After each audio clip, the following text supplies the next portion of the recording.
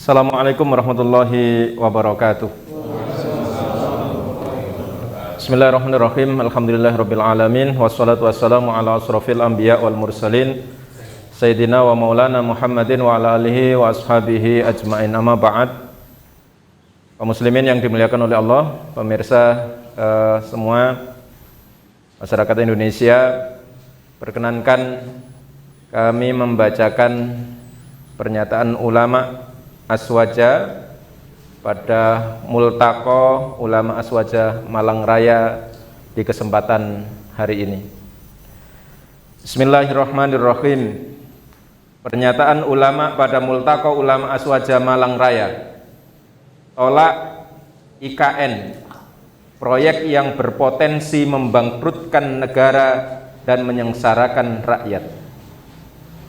Allah Subhanahu wa taala berfirman, Ya ayyuhalladzina amanu la tattakhidhu bitanatan min dunikum la ya'lunakum khabala waddu ma 'anittum qad badatil baghdha'u min afwahihim wa ma tukhfi suduruhum akbar qad bayyana lakumul ayati in kuntum ta'qilun.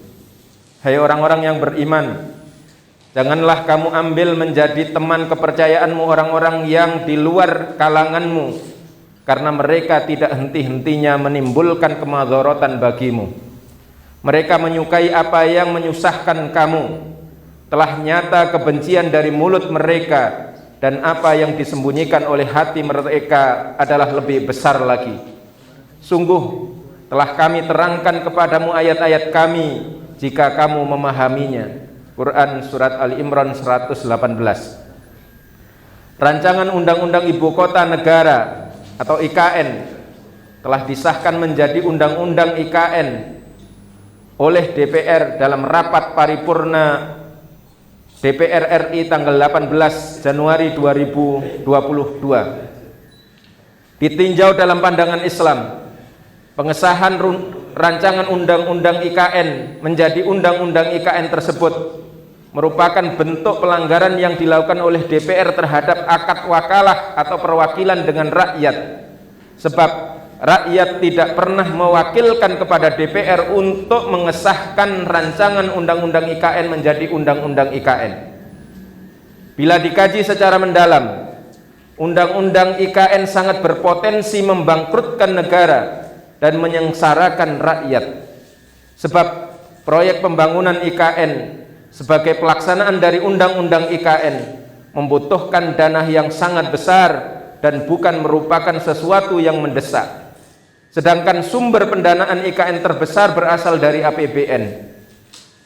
Semula dalam pidatonya, Presiden menyatakan bahwa proyek IKN tidak akan membebani APBN, di mana porsi pendanaan IKN dari APBN yang semula hanya 19%, tetapi pernyataan tersebut diingkari sehingga porsi pendanaan IKN dari APBN membengkak berlipat menjadi 53,5%. Sementara sumber pemasukan APBN yang terbesar tidak lain diperoleh dari sektor pajak dan hutang.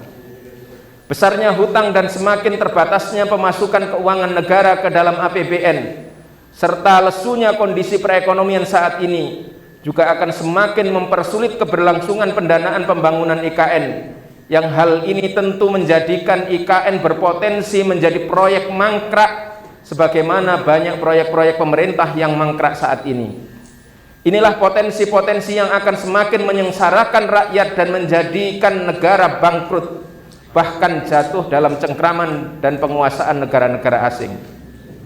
Sepatutnya pemerintah berkonsentrasi pada penanganan problem yang sifatnya darurat, di antaranya pemulihan ekonomi yang sedang lesu sebagai akibat hutang negara yang sangat besar, korupsi yang menggurita, dibangkrutkannya BUMN, dikuasainya sumber daya alam oleh asing, pandemi COVID-19 dan lain-lain. Bukan malah membuat proyek pemindahan ibu kota negara yang tidak urgen, yang justru berpotensi semakin memperberat beban ekonomi, juga berpotensi menambah jumlah utang luar negeri yang tentu saja akan semakin memperkuat jeratan dan cengkraman tangan-tangan asing. belum lagi kesepakatan-kesepakatan, perjanjian-perjanjian, MOU lain dengan pihak asing yang bisa semakin menjerumuskan Indonesia dalam penguasaan asing. Kondisi ini jelas diharamkan oleh Allah Subhanahu wa taala melalui firman-Nya, "Walay yaj'alallahu lil kafirina 'alal mu'minina sabila." Dan sekali-kali Allah tidak akan menjadikan bagi orang-orang kafir jalan untuk menguasai orang-orang mukmin. Hal itu terjadi karena tidak lain diterapkannya sistem kapitalisme sekuler dan dikuasainya negeri ini oleh para oligarki. Karenanya kami, para ulama Aswaja Malang Raya, menyatakan secara tegas, pertama, pemindahan ibu kota negara wajib ditolak. Kedua, undang-undang IKN wajib dibatalkan. Yang ketiga, semua elemen bangsa wajib tetap menjaga persatuan agar tidak gampang diadu domba. 4. Menolak diterapkannya sistem kapitalisme sekuler yang menjadi sumber kekacauan, termasuk bercokolnya oligarki dalam pengaturan urusan rakyat di negeri ini. 5. Sejarah kemenangan dan kemerdekaan Indonesia tidak bisa dipisahkan dengan Islam. 6. Negeri Indonesia ini sungguh akan benar-benar menjadi bangsa yang besar, merdeka, maju, kuat dan jaya hanya dengan Islam. Demikian pernyataan ulama Aswaja Malang Raya dalam Multaqa Ulama Aswaja Malang Raya pada hari ini.